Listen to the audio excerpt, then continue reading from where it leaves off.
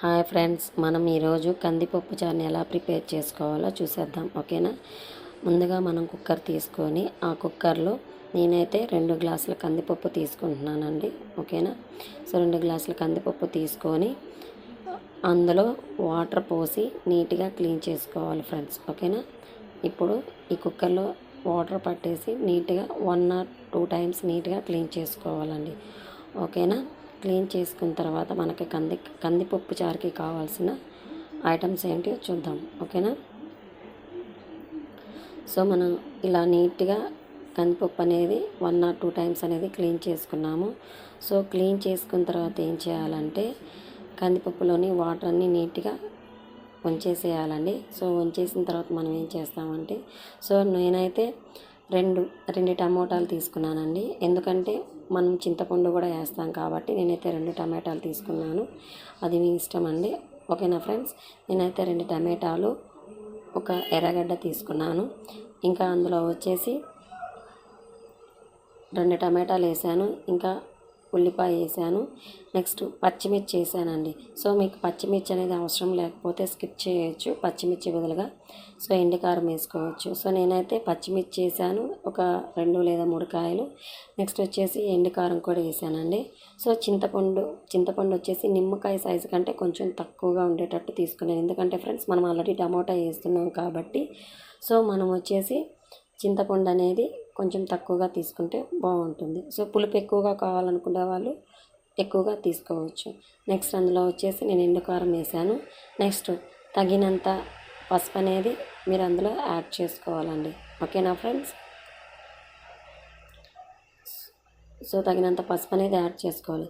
Next వచ్చేసి మనం ఏం చేయాలంటే మనము ఆ పప్పుకి సరిపడా వాటర్ అనేది మనం తీసుకోవాలి. చూసారు కదా ఫ్రెండ్స్, అన్ని ఐటమ్స్ అనేది వేసేసాను. టమాటా, ఆనియను, నెక్స్ట్ వచ్చేసి పచ్చిమిర్చి, ఎండుకారము, చింతపండు, పసుపు వేసానండి. సో నేను తగినంత వాటర్ అనేది తీసుకుంటున్నాను ఫ్రెండ్స్. ఈ వాటర్ అనేది తీసుకున్న తర్వాత నెక్స్ట్ తగినంత వాటర్ తీసుకుంటాము. నెక్స్ట్ వచ్చేసి మనం ఏం చేయాలంటే ఫ్రెండ్స్ కుక్కర్కి మూత పెట్టేసి గ్యాస్ మీద పెట్టేసేయాలి ఫ్రెండ్స్. సో గ్యాస్ మీద పెట్టేసాం కదా ఫ్రెండ్స్. ఇప్పుడు పప్పు అనేది ఉడుకుతూ ఉంది. సో పప్పు అనేది ఉడుకుతుంది కాబట్టి నెక్స్ట్ వచ్చేసి ఒక 3 or 4 విజిల్స్ అనేది రావాలి ఫ్రెండ్స్. ఓకేనా. సో 3 or 4 విజిల్స్ వచ్చిన తర్వాత పప్పు అనేది ఉడికిపోతుంది. సో ఫైనల్గా మనం పప్పు అనేది దించుకోవచ్చు. ఓకేనా ఫ్రెండ్స్. ఇప్పుడు నేనైతే పప్పు కుక్కర్ మూత పెట్టేసి తగినంత వాటర్ పోసేసి పెట్టేసాను ఫ్రెండ్స్. ఇప్పుడు పప్పు అనేది ఉడుకుతూ ఉంది ఫ్రెండ్స్. చూసారు కదా, పప్పు అనేది ఉడుకుతూ ఉంది ఫ్రెండ్స్. సో పప్పు అనేది ఉడకడం వల్ల వాటర్ కంటెంట్ అనేది కొంచెం ఎక్కువగానే పోసుకోవాలి. అంటే మరీ ఎక్కువగా కాదు, సో మీడియంగా పోసుకోవాలి. సో ఎక్కువ పోసుకోవడం వల్ల పప్పు అనేది విజిల్స్ వచ్చినప్పుడు పప్పులో వాటర్ అంతా బయటకు వచ్చేస్తుంది ఫ్రెండ్స్. సో ఇప్పుడు పప్పు అనేది ఉడుకుతూ ఉంది. నేను 3 or 4 విజిల్స్ అనేది వచ్చేంత వరకు ఉంటున్నాను ఫ్రెండ్స్. నెక్స్ట్ లేదు మీరు 5 or 6 కావాలంటే పెట్టుకోవచ్చు, ఇబ్బంది ఏం లేదు. అందులో ఏంటంటే ఎక్కువగా ఉడికిపోతుంది. లేదు మీకు కొంచెం పప్పుగా ఉండాలనుకుంటే 2 or 3 విజిల్స్ పెట్టుకోవాలి ఫ్రెండ్స్. సో ఫైనల్గా నేను 3 or 4 విజిల్స్ పెట్టుకున్నాను. చూసారు కదా ఫ్రెండ్స్, ఫైనల్గా పప్పు అయితే ఉడికిపోయింది. సో నేను ఇప్పుడు పప్పు అంతా ఇంపేసుకొని తగినంత ఉప్పు వేసుకొని ఇప్పుడు పోపు అయితే పెట్టుకుంటున్నాను. సో ముందుగా పోపు పెట్టుకోవడానికి కడాయి తీసుకొని కడాయిలో ఆయిల్ వేసుకొని ఆయిల్ అనేది హీట్ ఎక్కిన తర్వాత అందులో పోపు దినుసులు వేసాను ఫ్రెండ్స్. ఓకేనా. పోపు దినుసులు వేడెక్కిన తర్వాత నెక్స్ట్ వచ్చేసి ఆనియన్ వేసాను ఫ్రెండ్స్. సో ఆనియన్ వేసిన తర్వాత ఆనియన్ని మంచిగా కొంచెం ఫ్రై చేసుకుందాం ఫ్రెండ్స్.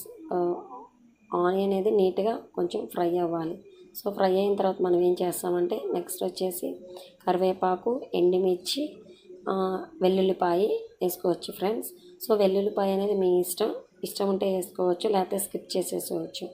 ఓకేనా ఫ్రెండ్స్. నేనైతే ఆనియన్ అనేది వేస్తాను కదా, మంచిగా డీప్ ఫ్రై అయ్యేదాకా కొంచెం లైట్గా వేయించుకోవాలి. సో వేయించుకున్న తర్వాత నెక్స్ట్ ఏం చేస్తామంటే ఫ్రెండ్స్ కరివేపాకు యాడ్ చేశాను. సో కరివేపాకు యాడ్ చేసిన తర్వాత ఎండుమిర్చి, నా దగ్గర అయితే ఎండుమిర్చి ప్లస్ ఉప్పు మిరపకాయలు ఉన్నాయి ఫ్రెండ్స్. నేను 2 యాడ్ చేసుకున్నాను. సో మీ దగ్గర ఉప్పు మిరపకాయలు అనేది లేకపోతే ఎండుమిర్చి అయినా సరిపోతుంది, అది మీ ఇష్టం ఫ్రెండ్స్. ఓకేనా. సో ఇప్పుడు చూసారు కదా, మొత్తం అనేది మంచిగా రెడ్ కలర్లో వచ్చేంత వరకు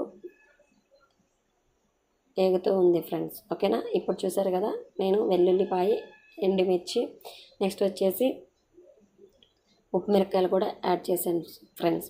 సో ఫైనల్గా అన్నీ వేగిన తర్వాత అది తీసుకెళ్ళి మన తిరగమాత వచ్చేసి పప్పులో పోసాను. ఇది చూసారు కదా ఫ్రెండ్స్, నేను పప్పు ఆల్రెడీ ఇన్ని పెట్టుకున్నాను. ఉప్పు సరిపోతే ఫైనల్గా రుచి చూసుకొని ఉప్పు అనేది వేసుకోవాలి. సో ఫైనల్గా మన పప్పుచారు అనేది కంప్లీట్ అయింది. ఫస్ట్ టైం నా ఛానల్ కానీ చూస్తున్నట్టయితే లైక్ చేసి, షేర్ చేసి, సబ్స్క్రైబ్ చేయండి. Thank you for watching.